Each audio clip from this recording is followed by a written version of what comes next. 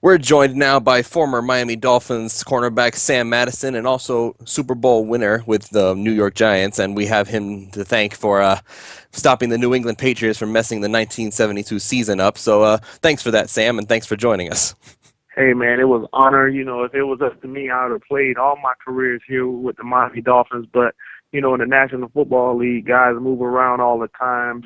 Brass make decisions based on their football team. But it was great for me to be able to go to New York and eventually have an opportunity to stop that football team of the New England Patriots. But it was fun, and the whole time I was doing it, believe me, I was thinking about the aqua and the orange and the Miami Dolphins. And we all thank you for that, keeping it real right here. So, yeah, gotta love the Dolphins for what they do. Speaking of which, somehow the Miami Dolphins have found a way to get to their 6-game winning streak, and if I recall, they haven't done that since I believe it was 2005, if I'm not mistaken.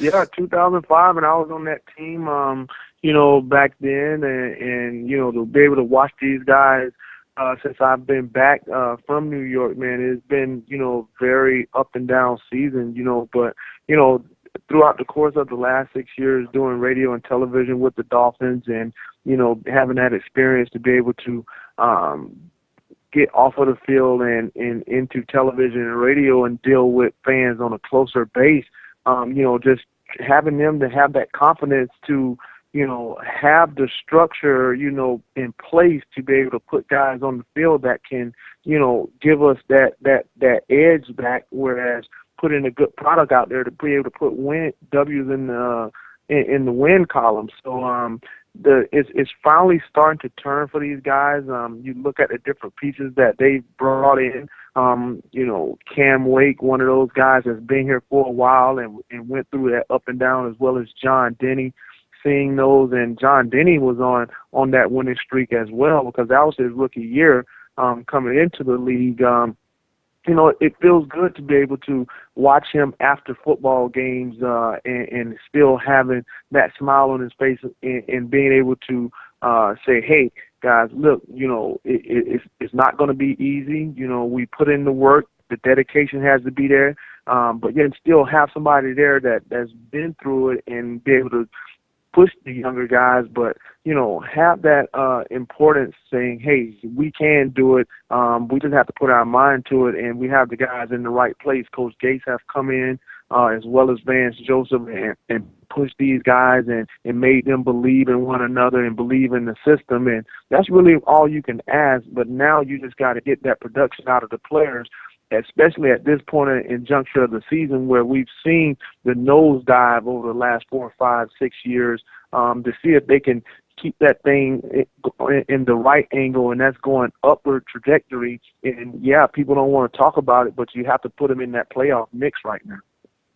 And yeah, we all noticed that nobody seems to be giving the Miami Dolphins any credit. We've all seen by now Stephen A. Smith laughing about even the idea of the Dolphins making the playoffs over the Broncos, even though that they are currently in the wild card spot. But I digress. You mentioned the downward spiral that the Dolphins were in, and it seemed to be continuing earlier this season. They started out 1-4. They looked just about as bad as they possibly could have looked, and then all of a sudden things just started spiraling right back up again. So why do you think it was such a drastic change? It was like first they were going absolute down, and then suddenly they're right back up again, and it was seamless. It was just down, up.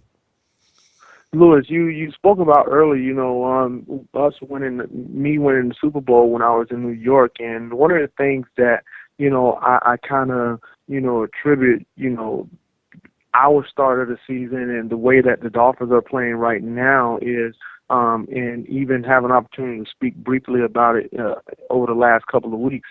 You look at this defense, you look at the offense, and you look at even special teams, a lot of different pieces on this football team that never played together. You have two brand new corners. You have Tony Lippett as well as Byron Maxwell. You have Issa Abdul Kudus as a starter. That was 3 new pieces in the back end. You look at the linebacking core, bringing in Kiko Alonso. You look at the defensive line. Remember, Cam Wake wasn't starting the season, so you only really had one starter from last year's football team, and being in the Vance Joseph defense, you didn't really know exactly what you're going to get. Guys didn't really understand where the play was going to be made, who was supposed to make the play. Going into that Super Bowl year in New York, we started out 0-2 as well. And the thing that I can attribute to back then and looking at now, guys always were expecting somebody else to make the play. Over the last couple of weeks, Kiko Alonso didn't worry about anybody else making the play. He went and made the play.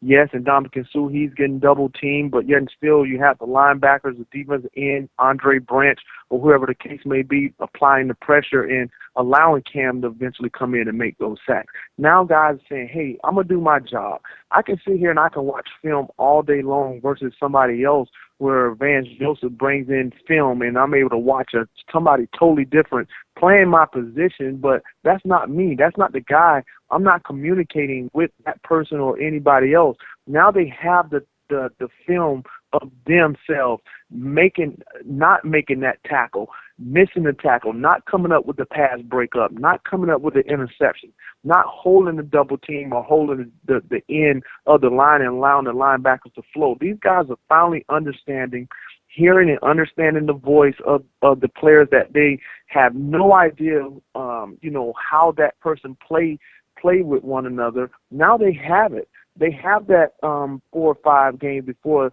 the break to put film that the film was on, and they able to go back. And Vance Joseph able now to go back to the old film that he had and compare it to the new film that he had and say, guys, you're in the right place, but you didn't pull the trigger.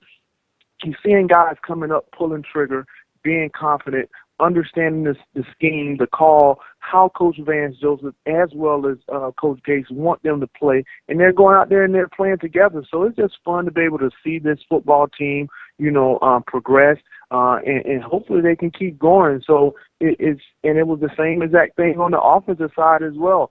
The whole entire offensive line, in 1 week, out the next, in another week, and then you put them all together. So it all boils down to guys having to understand who they playing with, have that confidence to play with one another and say, hey, I'm going to make the play. I'm not going to depend on anybody else, and that's what we've been seeing over the last couple of weeks. And that communication, it's definitely made a big difference, and I can definitely understand what you're saying there.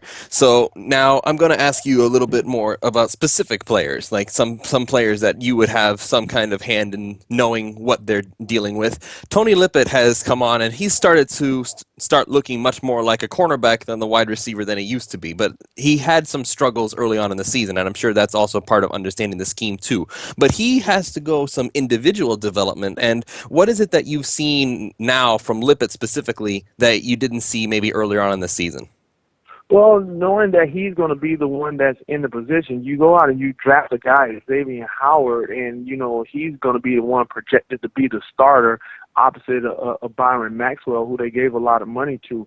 Now, Xavier, he doesn't come out and he doesn't start right at the beginning, and then you're placed in that role, and then you're always looking over your shoulder like, okay, Xavier's going to come in, and then, I'm going to be out. How many reps am I going to get? I'm going to be in these meetings. I'm going to be prepared. It's all like we always talk about next man up, but when you always have somebody looking over your shoulder, it's like, okay, I'm just going to get these practice reps, and then somebody else, no, you're going to be the starter. And now he's playing like, hey, this is my spot, and now somebody has to come and take it away from me. And now that confidence level, knowing that you're going to be on the field, the other 10 guys expecting you to be out there 100% of the time and to make those plays. And for him, a couple of weeks ago, to go out there and get that interception and get that monkey off his back, because all it really takes is the first time to know that you can do it. Yeah, at Lewis, we've been to a lot of practices, especially last year, man, people throwing the ball at him in practice, and we saw him climb that ladder and make those interceptions. Not only out in the open field, but even down in the red zone. He made those plays, but it's totally different in practice versus when you get in the game. In practice, they don't really count. They say, okay, yeah, he could do it, but let me see him do it in the game. We just went over these plays over the last 3 or 4 weeks. You've seen it over and over. You know what was coming. You knew I was called, But now when you do it in a football game, hey, I really can play in the National Football League. Guess what, guys? I'm ready to go. I'm ready to step up. And then once again, it all comes down to confidence. Now his confidence has skyrocketed. He's played and started consecutive games back to back, and now you get into that mode to where this is my spot. I know that I can play in the National Football League, and I'm going to go out here and I'm going to go against some of the best talent in the world, and I'm going to get it done. And that's what he's been doing. So seeing that transition of him, knowing that he's going to be out there on a regular basis, and knowing that all the other 10 guys out there are depending on him to get it done, it seems like he's getting it done in the classroom. Then when he comes out on the football field, it seems like it's translating, and he feels like he's one of the boys now, per se, when you get out on the football field, because guess what? His name is going to be called at the beginning of the game as a starter running out of that tunnel, and now he's saying, hey, I'm not going to let my teammates down. I'm well prepared, and I understand what Coach Vance Joseph wants from me, and I'm going to give it to him. Which brings up my next question, and this might be something of a good problem for the Dolphins to have, although it is still a problem. Xavier Howard is going to be coming back pretty darn soon. What's going to happen now? Is Howard going to take over for someone else, or is he going to have to fight his way back?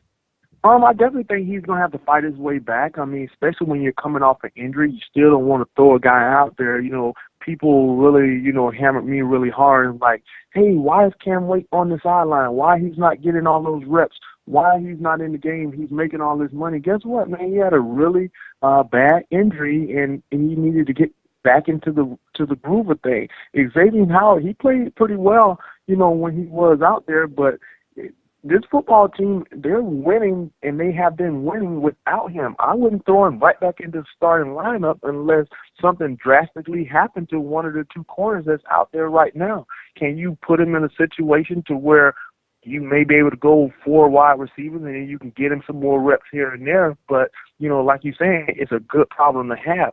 Now you have guys out there pushing one another.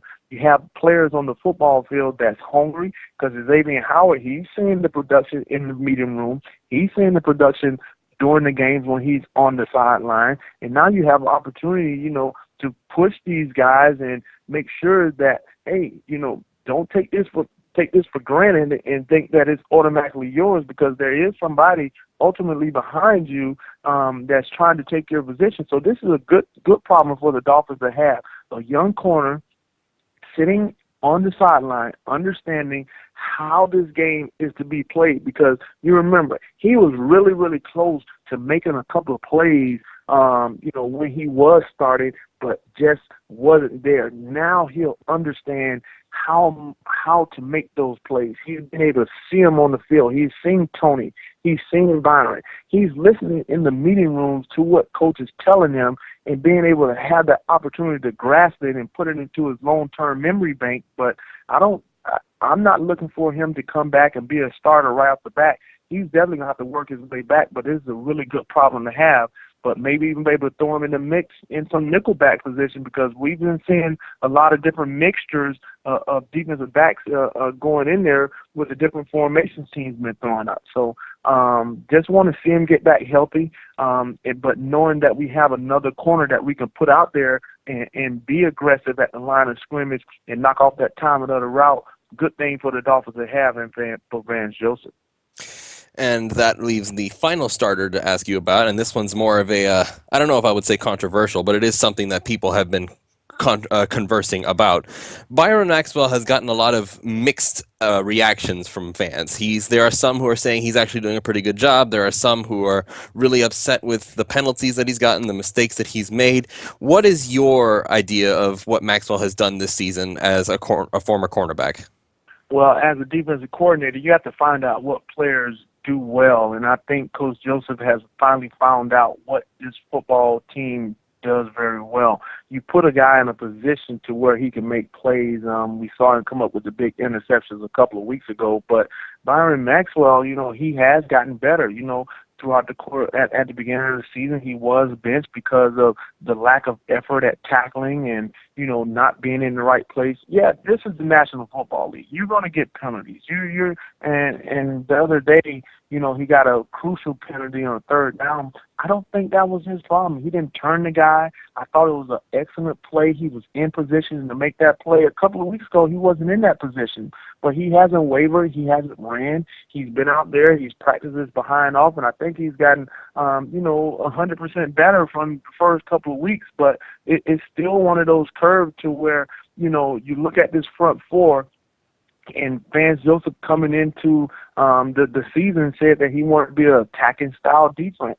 You have to understand what you have first before you can really, put everything on the field. But he's been putting him in situations, and he's been going out there and he's been answering the call. Do we want him to give up the plays that he's been giving up? No, nobody wants to give up a play.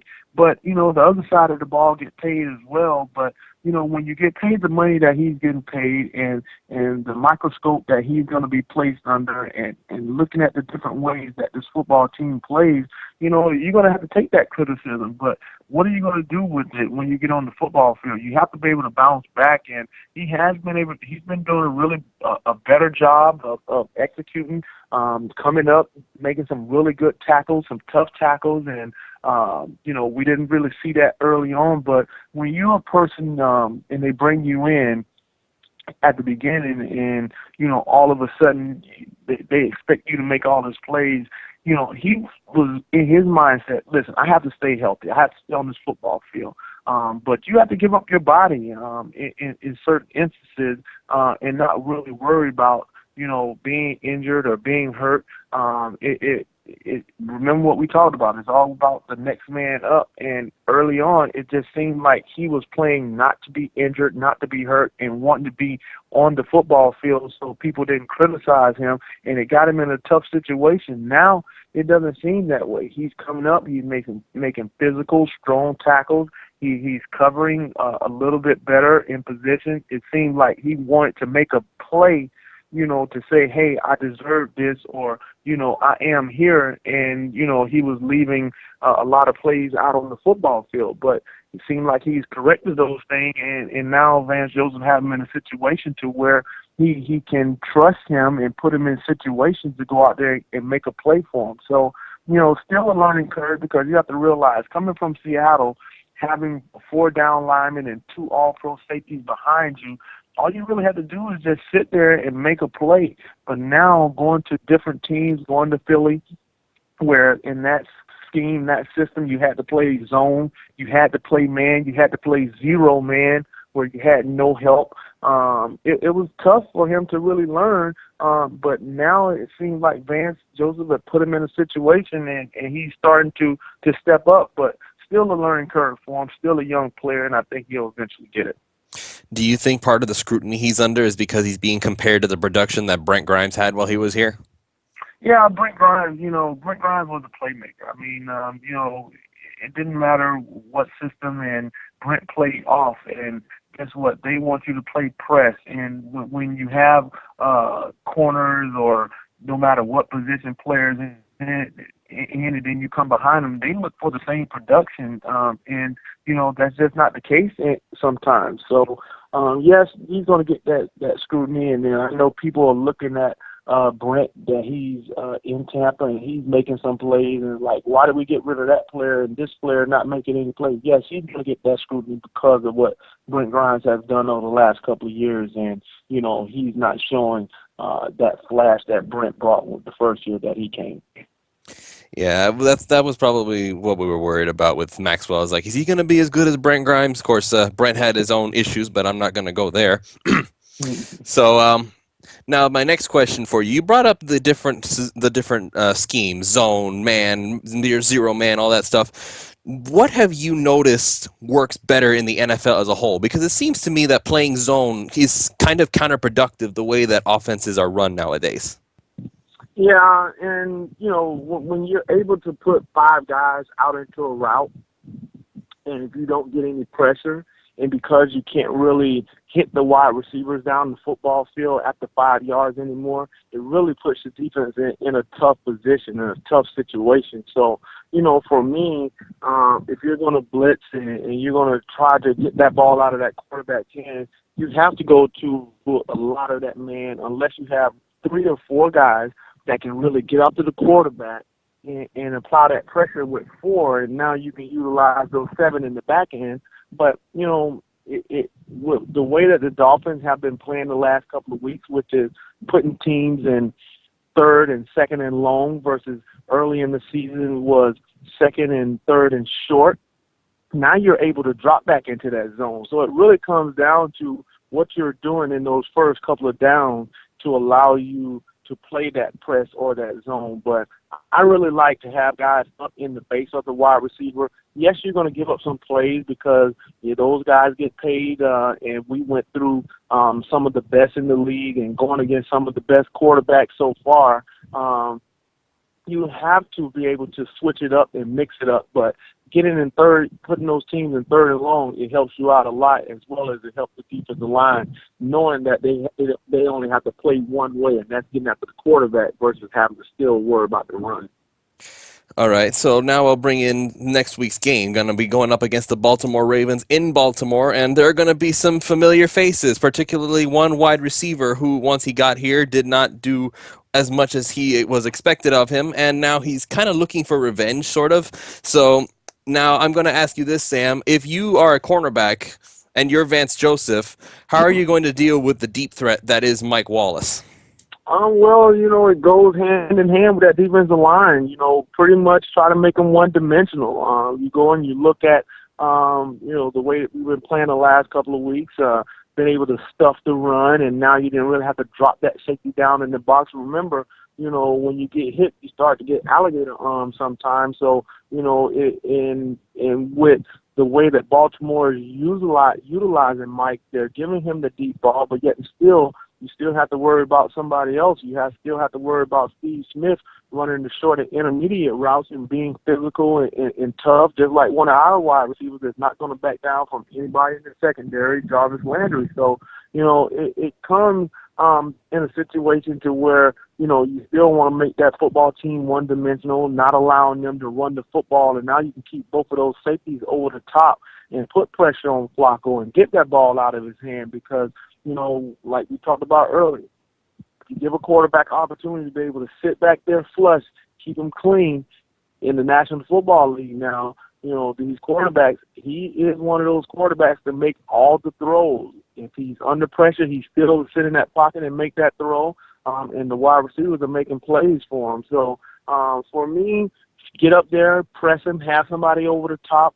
Steve Smith is not really the deep threat that he used to be. Never been a really deep threat. He was one of those guys that was just physical and make plays, once he got the ball in his hands and just keep somebody over the top of him all the way the whole time that they did when they was here, when he was here with the Dolphins. But, if you're able to get him shied away from that and just being able to go one-on-one, utilize Tony Lippett, if he's going to be available, put Tony on him and then, not allow him to get deep and make that home run play, you can still keep him in check. But going to be a tough and hard-nosed football game. The defensive side of the ball for the Baltimore Ravens, they're going to be physical. But you can keep that offense on the sideline and keep the ball in our possession and wear down that defense, then you automatically know that they're going to have to throw the ball, and then they're going to play in our favor and utilize Cam Wake to put pressure on the quarterback. All right. Now, before we let you go, Sam, and I know this is kind of a little more of Little Troy's territory, but yeah, can we ask a prediction for you from Sunday's game? I still think, it's for the Dolphins to always go to Baltimore has been really tough winning games up there, but I think it's a winnable football game. I mean, this football team is not the Baltimore Ravens. They're not one of those teams of the past where, you automatically say that they were going to win at home, and they've been playing extremely well. They're going to be physical, but now I think we have a football team that can match that physicality. I think we have a running game where the Baltimore run defense haven't been as strong this year. I think if we can run the ball, control the clock, utilize our weapons on the outside, I think we'll be successful, but we can't turn the ball over, and we can't allow Ryan to continue to take those big hits that we saw early on in the season. But this is the football game that's winnable.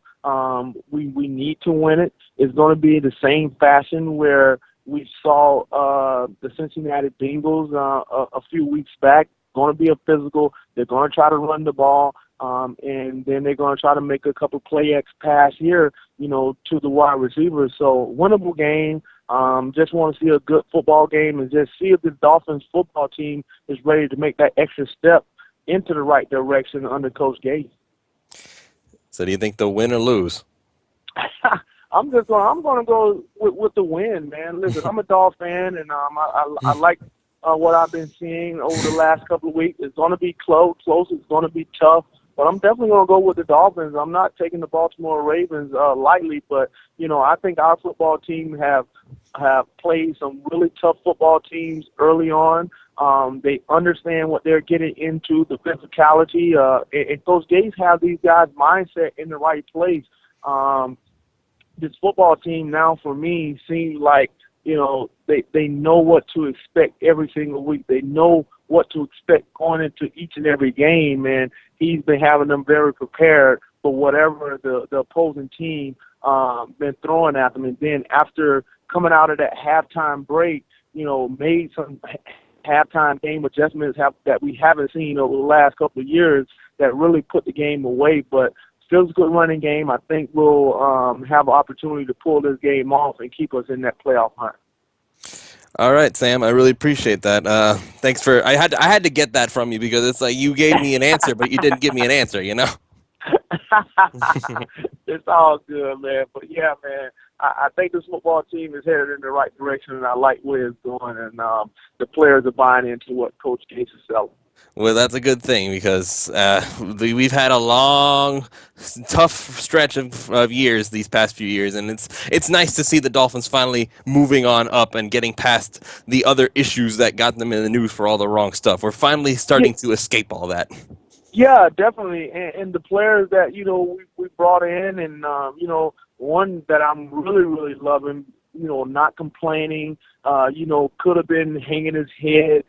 Damon Williams, when you go and you look at the players that's on this team right now and how the players that we've drafted and brought in are accepting, their roles, and that's what these guys are doing. They're accepting their roles and they're going out and they're performing. So it's really good to be able to see our draft picks panning out, and we're putting them in situations to be able to win.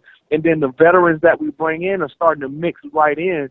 So, having the right mixture of players and the mindset of the players, along with the coaches, man, it feels good to be able to watch this team and say, okay, this is how you put a football team together and ultimately help them grow and have that long-term success of winning football games. So it's fun to watch.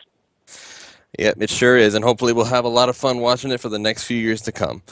Well, Sam, Yes, I want to thank you, Sam, for coming on with us. I really appreciate you taking the time to talk with us. So, hope you have you on again sometime.